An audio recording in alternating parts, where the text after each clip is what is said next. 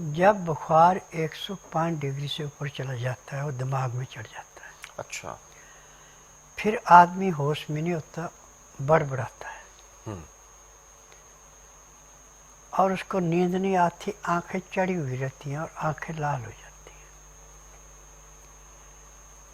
अब इस बुखार को उतारने के लिए बेल के पत्ते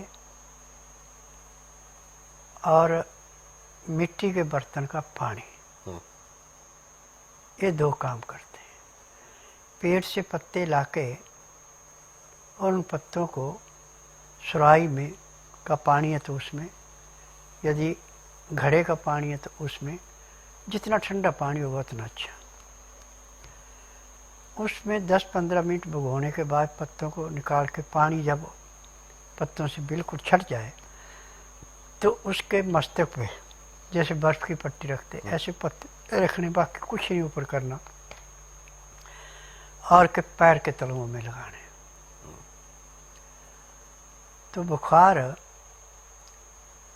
15-15 मिनट बाद आप वो पत्ते बदलते रहेंगे, और जो पत्ते आपने पैरों से और मस्तक से हटाए हैं उनको मिट्टी खोद करके उसमें दबा देना, खुले में नहीं फेंकने।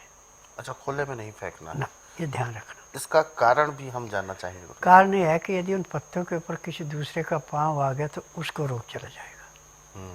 ये है सबसे बड़ा कारण। जब मिट्टी में दबा दिए जाएंगे तो उसका असर कोई नहीं, उसका असर कोई तो 1 घंटे के अंदर अंदर उसका बड़बड़ाना बंद हो जाता है जी। और बुखार उसका यदि 105 था तो 3.5 या 4 के बीच में आ जाता है। फिर ऐसे जब आप करते हैं 4 या 5 बार पत्ते बदल देते हैं तो आपका बुखार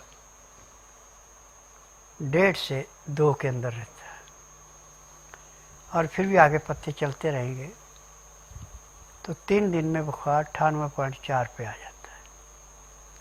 अब रोगी को भूख भी लगना शुरू हो गई और कमजोरी महसूस कर रहा है, तो उसके लिए पहले तो बेल के पत्तों का रस निकालें 1 चम्मच, पत्तों को धो करके, और पानी जब उसमें ना रहे तो सिलबट्टे पे पीस के कपड़े में डाल के रस निचोड़ लें, उसमें शहद मिला के देना है। तो ये भी आपको ग्लूकोज जैसा काम करेगा, पाचन शक्ति को बढ़ाएगा, पेट में जो पखाना रुका हुआ था उसको निकालेगा, और शहद और ये दोनों मिलके होमोग्लोब को बढ़ाएंगे। जब भी किसी को बुखार या कोई बीमारी हो जाए, मर्द का होमोग्लोब होता है 16, औरत का होता है 14। तो कम, जितना कम होता जाएगा उतनी कमजोरी आती जाएगी। जब शहद और बेल के पत्तों का रस दे रहे हैं तो 15 दिन में औरत है तो उसका 14 हो जाता है होमोग्लोब, मर्द है तो उसका 16 हो जाता है, उसकी कमजोरी रहती। अब खाने में उसको सबसे पहले बासमती के चावल, मूंग की दाल की खिचड़ी बना के दे तो सोने पे सुहागा। यदि खिचड़ी नहीं बना सकते हैं तो अलग अलग बना लें, परंतु चौलों की मांड नहीं निकालने। सबसे ज़्यादा गुण जो है चौलों की मांड के अंदर है। आप चौल खाएं ना खाएं, यदि मांड भी आप ले रहे हैं तो वो भी आपको एक किस्म का, जैसे किसी पेड़ पे लता चढ़ाते हैं और उसमें जागृति होती है, ऐसे शरीर में जागृति आती है, कमजोरी दूर होती है। अब 3-4 दिन ये करने के बाद फिर आम मौसम के अनुसार जो भी आपके अनाज है उस अनाज को भी आप खाना शुरू कर सकते हैं, परंतु जो भी अनाज आपने खाना है पका करके अच्छी तरह, दाल सब्जी जो भी बनाए उसमें मसल के, और कभी भी कोई बीमारी हो जाए तो उसमें हरी सब्जियां पत्तेदार हो तो सबसे अच्छी, और वो भी ज़्यादा सूखी नहीं रखनी, जितनी वो पतली होंगी उतना ज़्यादा लाभ होगा। क्योंकि लीवर को जिसमें ज़्यादा काम ना करना पड़े, लीवर अच्छा पचाए, पैंक्री इंसुलिन बनाए, पित्ते में तेजाब ना बढ़े, गुर्दा खाए पिए को पूरा फिल्टर कर रहा है, रोग ही कोई नहीं है। लहसुन प्याज अदरक ये आप कच्चा सलाद के रूप में भी दे सकते हैं, चटनी बना के भी दे सकते हैं, और इसका रस पानी में मिला के भी दे सकते हैं, सब्जी दाल बनाए उसमें मिला के भी दे सकते हैं। तो रोग के कीटाणु उसके शरीर से ऐसे समाप्त होते हैं जैसे कूड़े करकट के ढेर को माचिस की तिल्ली जला के समाप्त करती है। और यदि आप लहसुन प्याज अदरक सुबह शाम दोनों टाइम खाने के साथ 20 ग्राम से लेकर 50 ग्राम तक खा रहे हैं, और आप किसी किस्म का नशा नहीं करते, बेटैमा खाना नहीं खाते, चोकर वाला आटा, छिलके वाली दालें, छिलके वाली सब्जियां, हरी सब्जियां ज़्यादा खाते हैं, सिंधा या काला नमक, काली मिर्च, हल्दी का प्रयोग उचित मात्रा में कर रहे हैं, तो मैं दावे से कह सकता हूं कि जब तक आपके शरीर के अंदर सांस है आपको कोई रोग होगा ही नहीं।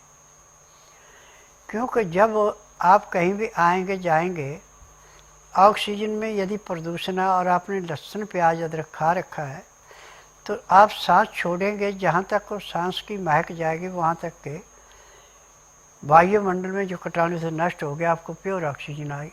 रोग कहाँ से होगा? रोग तो तभी होगा हमें जब ऑक्सीजन में किसी किस्म का प्रदूषण होगा। यदि ऑक्सीजन आपको शुद्ध आ रही है तो प्रदूषण कहाँ से होगा? लहसुन प्याज अदरक खाने वाले का वायुमंडल का भी और शरीर के अंदर प्रदूषण ऐसे समाप्त होता है जैसे स्पिरिट दूर से माचिस पकड़ लेता है, अग्नि को पकड़ लेता है, ऐसे वो खून को साफ करता है, किसी भी किस्म का कीटाणु उसको नष्ट करता है। ये इसके पीछे कारण होता है। गुरुजी, अरे यहाँ पर मैं एक चीज़ और ये भी जानना चाहूँगा कि बुखार, क्योंकि जब भी होता है तो एक सामान्य बुखार की तरह ही चीज़ें होती हैं, ऐसी कौन सी कमी रह जाती है या कोई साइड इफ़ेक्ट्स तो नहीं होते हैं ये जिस वजह से दिमाग में चढ़ जाता है, और कभी कभी क्योंकि ये जानलेवा भी होता है? देखिए, मैं जो बात कहूँगा बड़ी कड़वी बात कहूँगा। जितने भी एलोपैथिक दवाइयाँ हैं, ये क्या करते हैं कि दवाई ज़्यादा बन गई तो उसकी पैकिंग डेट बदल देते हैं। जो एक्सपायर होने लगी उसको डेट हटा दी, अगली नई डेट डाल दी। अच्छा। उसका साइड इफेक्ट ज़्यादा पड़ता है। और जो बुखार के टाइम पे बदपरहेजी करता है उसके साथ भी होता है। अच्छा। अब यदि हम ऐसी जगह पे जहाँ डॉक्टर हकीम की सहूलत नहीं है तो वहाँ तुलसी का पेड़ तो लाजमी मिलेगा। हाँ, हर जगह ही। तुलसी के पत्ते, काली मिर्च पीस करके गोली बना के ले लो, चाहे पानी से ले लो चाहे दूध से ले लो, बुखार का नाम ही नहीं, किसी रोग का नाम ही नहीं।